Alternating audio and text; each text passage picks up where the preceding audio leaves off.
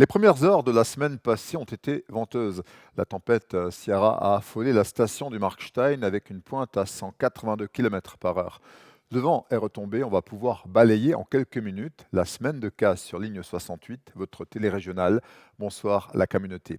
Dans quelques jours, Fessenheim arrêtera définitivement un de ses deux réacteurs. On en parle avec Raphaël Schellenberger, le député du territoire, invité de cas par cas sur ligne 68. Les vents forts ont perturbé le dernier jour de l'Expo Habitat Waldikofen, qui en a vu d'autres et s'est achevé sur un bilan positif, cette fois encore. Dans le plus grand salon de l'habitat de la région, on travaille, c'est ce que retient le GBS, l'organisateur.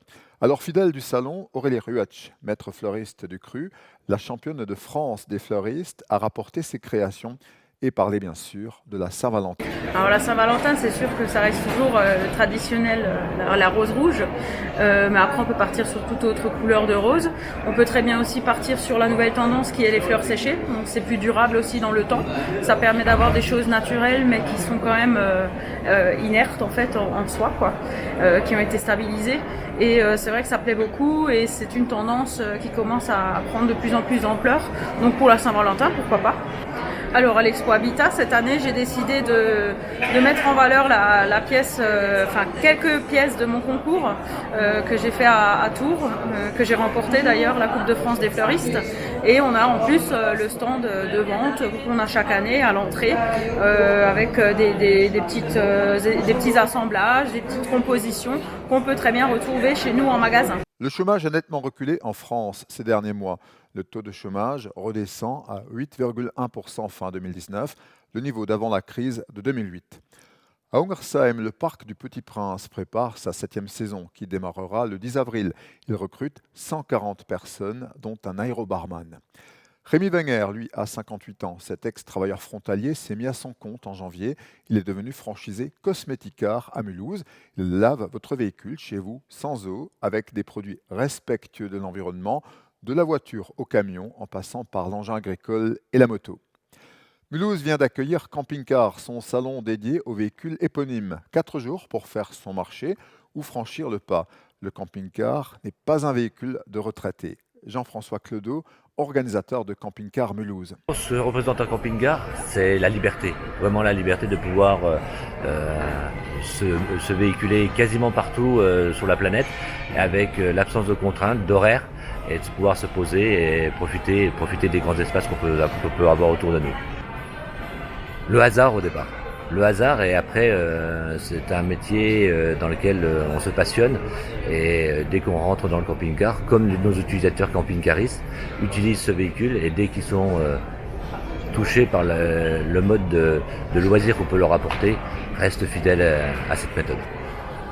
C'est une partie de lui, c'est un domaine qui lui appartient, c'est comme une maison, c'est son habitacle. Il se sent un peu chez lui partout. Ici, nous avons essentiellement des producteurs français et allemands, le gros du marché européen aujourd'hui.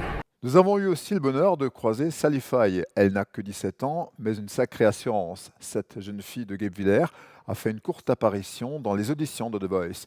Elle a bluffé par sa voix et son âge, mais n'a pas pu aller plus loin pour un mauvais choix de chanson. Qu'à cela ne tienne, Sally fera son chemin. Alors, ça va faire 4-5 ans que je suis dans la musique, même si j'ai toujours chanté. Ça fait à peu près depuis cette période-là que vraiment je me suis lancée. Donc j'ai commencé dans une troupe et j'ai fini aux auditions à l'aveugle de The Voice. L'arsène, ça m'a appris le contact avec le public, communiquer, transmettre, partager, tout ça. Ça m'a vraiment appris m'amuser, vraiment prendre du plaisir et me dire c'est ce que j'aime faire et c'est ce que je veux faire. J'ai mon papa, je le vois pas beaucoup et pas souvent, mais c'est sûr que voir son parcours, ça m'a toujours un peu fasciné, on va dire, même si la musique c'est un milieu un peu compliqué. Et c'est de moi-même que j'ai pris les initiatives et que je me suis dit c'est ce que j'aime en fait et je vais découvrir mon potentiel là-dedans. Ce qui m'a fait candidater à The Voice, c'est vraiment, je pense, ma famille et mes amis.